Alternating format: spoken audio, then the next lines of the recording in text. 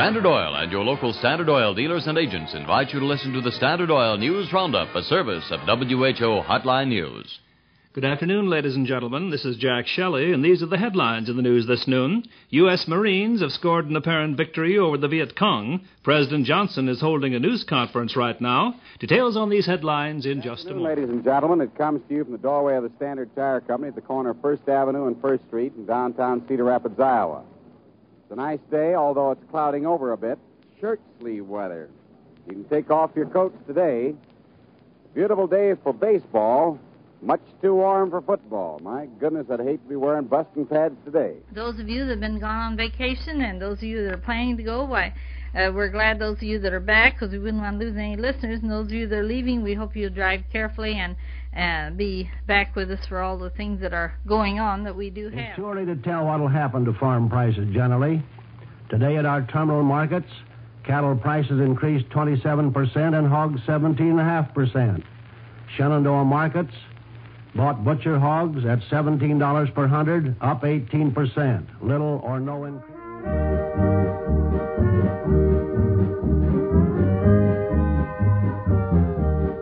It's time for Johnny Kettleson and the Sunshine Boys. 30 minutes of music brought to you by the Hubbard Milling Company. Cannon on KIOA from the 9+40 with a dedication song. It's 5 minutes after 1 on the new Dick Young's program. Now more winners, more often with more cash calls here on KIOA, the prize-winning station. KIOA. Welcome to the Archives of Iowa Broadcasting located at Wartburg College in Waverly. It's a collection of the history of radio and television in our state, but it's much more than that. It's really the story of the people of Iowa, as told by broadcasters throughout the last 100 years. Iowa's broadcasters have told the stories of our state and its people for nearly a century. And here in the archives, you'll find actual broadcasts and artifacts from the earliest days to today, from stations large and small all across Iowa. This facility is the tangible resource which makes it possible to hold the project of the Archives of Iowa Broadcasting in place. It is a place for the artifacts to be stored in a climate-controlled vault and also to present some evidence of what the collection is about through the hardware experience, which is displayed in this room. The Archives holdings are in a secure, climate-controlled vault with a rotating collection of artifacts on display in the public research area, and a growing selection of materials available 24/7 via the Internet. Over the past 100 years, broadcast technology has changed greatly, and it's represented here in the Archives of Iowa Broadcasting. This microphone was used on the very first broadcast from what is now WMT, some 85 years ago. This microphone was used for decades at WSUI in Iowa City.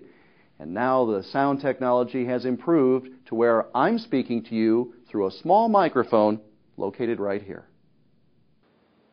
While we do have many representative items of hardware, one of the key components of the collection is actual broadcasts, preserved in a contemporary format. We're going to take time out and go to a warmer place by far, the riverbank. Ta-da! Turn on the motor and the light. It appears that San Francisco 49er running back O.J. Simpson is through for the remainder of the National Football League season. Simpson suffered a shoulder separation last weekend, but he declined surgery with hopes of playing again this year. Team doctors say Simpson could recover in 3 weeks, but said that is definitely a long shot. We had 90-degree high down at Kansas City. We had 87 up at Madison, Wisconsin. On the other side, the contrasting air mass situation, we had a 48 up at Bismarck, North Dakota. This is Dole trying to go over the top of Fife. Fife kept it alive on the rebound and picked up by Pratt. Gives it to Davidson. The pass up court, thrown away. You saw Pratt right over the scorer's table. United Flight 232 en route from Denver to Chicago, attempting an emergency landing at the Sioux City Airport, crashed just before 4 o'clock this afternoon. The scene of the crash, as News Center 4 photographers at the scene captured the video when the DC-10, making an emergency landing, crashed on approach to runway 22, turned over, and burn. One of the hallmarks of the collection, in addition to vintage equipment such as this camera from the 1950s, is the collection of oral history interviews that make up the Iowa Broadcasting Oral History Project. And Grant, that was one of the top priorities when this whole endeavor began more than a decade ago. And one of the reasons we put the emphasis there is it was the most perishable part of the history, Jeff. Human lives, unfortunately, do come to a termination point, and the experience many times dies with them. And so we've made a real effort to capture this very important contribution that Iowa broadcasters have made to the development of radio and television in the United States, a part of the record that will be available for posterity. The Archives collection was founded through the Iowa Broadcasting Oral History Project in 1994. Interviews of more than 100 key figures in the history of radio and television in Iowa have been collected. Women and men who built Iowa broadcasting. Any manager of a broadcast station that doesn't realize that isn't going to be very successful. You've got to be part of the community way up to the hilt. And that sometimes is the difference between success and also ran station.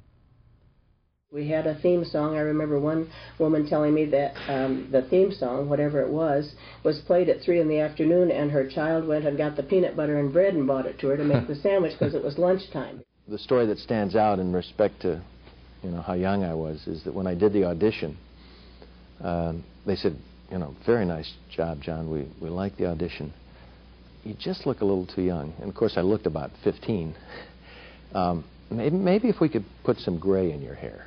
And so they actually took me into the makeup room and put a little powder in my hair and took me back out on camera, and I looked like a 15-year-old with powder in my hair. And it's just ironic that 30 years later, now I finally have some gray in my hair, which is what they were looking for 30 years ago. And I used to have the magic mirror to look through and see the children at the end of the show, and got a lot of response from children that way. Please see me in your magic mirror. I'm here and I'm a good doobie.